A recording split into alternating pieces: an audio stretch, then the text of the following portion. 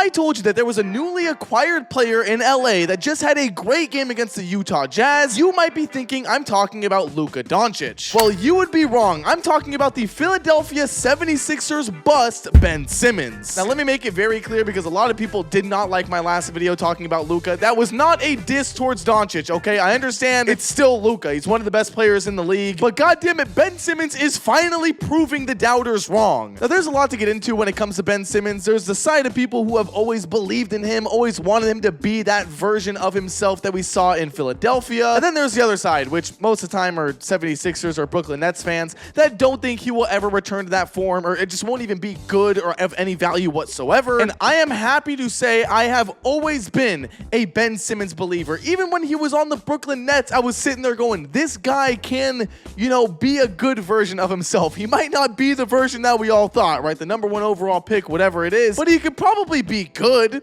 He could be of value somewhere, and Brooklyn just unfortunately wasn't that place. Now, I'm not going to get into the whole beef between Philadelphia and Ben Simmons and all that kind of stuff, but I will say I feel like Ben Simmons didn't really like Brooklyn because of the affiliations it had with the whole 76ers situation. There were a lot of situations where he was sitting out because he had back injuries or just random injuries that he would just be sitting out for. Like, I don't even really watch Brooklyn Nets games that much, and maybe he was playing a ton of games, but it seemed like to me there was always a reason why he wasn't out on the floor. And I genuinely think it just had something to do with Brooklyn and the fact that he got traded there because the 76ers wanted James Harden and the Nets wanted to give up James Harden. Like, he never asked to go play in Brooklyn. And I understand that that might not be, right. It shouldn't be okay for him to say, I don't want to play here, blah, blah, blah, blah, blah. But we've seen before that he's able to do that. Now, the reason why I think he is going to fit so good in LA and why his first game has shown us a ton of highlights and flashes and good things to look forward to is mainly because of the contract. Ben Simmons was getting paid a disgusting price for a majority of his career. And now a majority of his career, he was also pretty fucking ass. And a lot of people would look at him and say that is by far the worst contract in the NBA. Or at least one of them, behind Bradley Beal. And I mean, that's true. I don't really have the numbers up right now, but I think he was averaging like less than 10 points,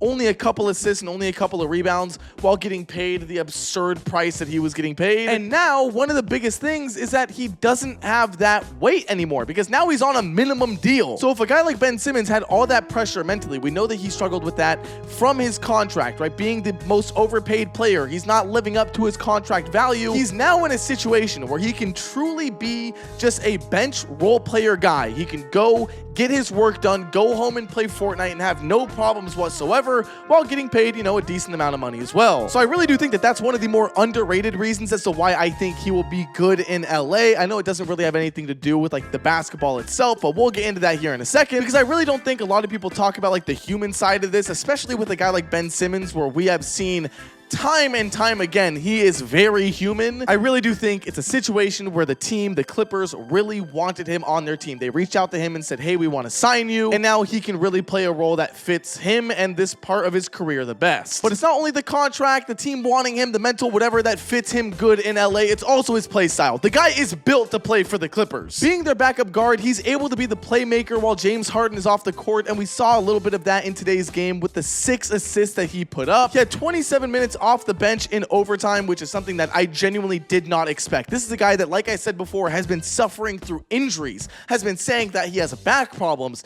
and for all we know, he could still have those issues. But as soon as he got to LA, he told the press, like, yeah, I have no health problems. I am ready to play basketball. He was also doing great rebounding-wise as well with his big frame. He should be able to grab a lot of those. And then by far, the most interesting part to me was not only his defense, because I should give him some credit for that. He had himself, I think, 3 steals in this game. That actually, we should talk about that real quick. The one thing that he was really supposed to do with this Clippers team is lead them defensively when it comes to their bench unit. Maybe not lead them, but just be a key part of that as well. And when you have a guy like Ben Simmons, a big-bodied guard that can, really get these steals like we just saw, he's been huge in just his first game. And I don't want to overreact and say that Ben Simmons is like the next god for the Clippers after just 1 game alone. But listen, you guys did that shit with Luka Doncic after 1 game against the Utah Jazz, okay? We had, I think, Stephen A. Smith or Shannon Sharp, someone say that the Lakers were going to go win a championship because he put up 14 points against the goddamn Utah Jazz. But anyways, besides that tangent I just went on, his defense has been good. I'm very excited to see how it grows upon the season with the conditioning and the more,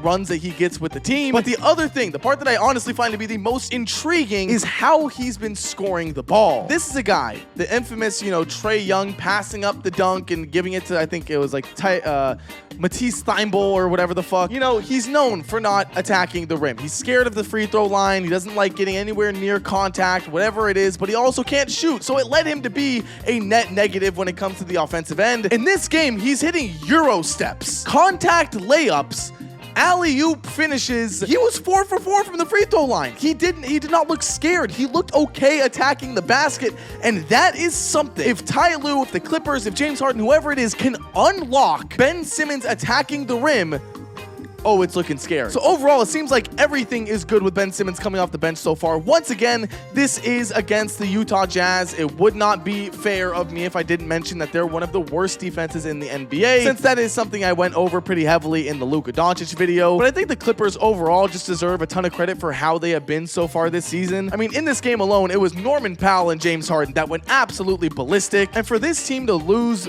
Paul George and basically Kawhi Leonard, it's pretty nuts how good they have been. I don't think anyone expected them to be this damn good. Norman Powell is one of those guys that I want to win 6th Man of the Year so bad. And it just seems like they keep on adding so much underrated talent. Like, I will say, if there's one thing that I love about this Clippers team, it just continues to push my agenda that trading for superstars and trying to be, a super team or whatever, it doesn't work anymore. It does not work unless you do it correctly and you build a right team around them, which everyone fails to do. It's never going to work. So I absolutely love seeing the Clippers just kind of get these hard, tough nose, don't care to get physical or dirty, whatever it is, go in there, play the game and win. And Ben Simmons, if he can really get involved in that culture, if he can really care about the game, if he can just become that beast that he once was, just a little bit of it, not trying to tell him to be what he really used to be, but just a small little percentage of it, my God, he can actually turn his career around. It's actually really funny because this video was supposed to be about a different 76ers bust, Markelle Fultz, signing with the Sacramento Kings,